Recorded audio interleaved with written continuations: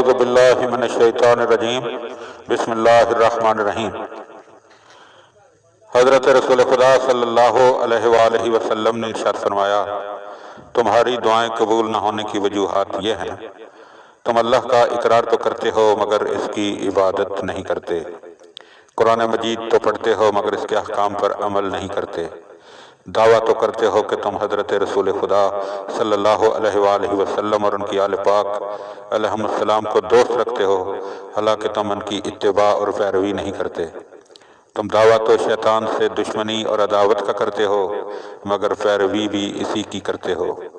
تم بہشت سے محبت کا دعویٰ تو کرتے ہو لیکن اس میں جانے والے اعمال انجام نہیں دیتے،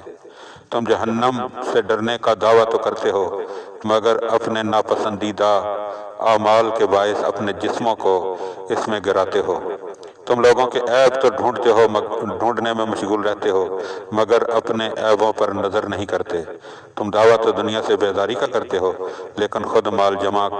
کرتے ہو اور اسے دوست بھی رکھتے ہو، تم موت کا اقرار تو کرتے ہو لیکن اپنے آپ کو اس کے لیے تیار نہیں کرتے،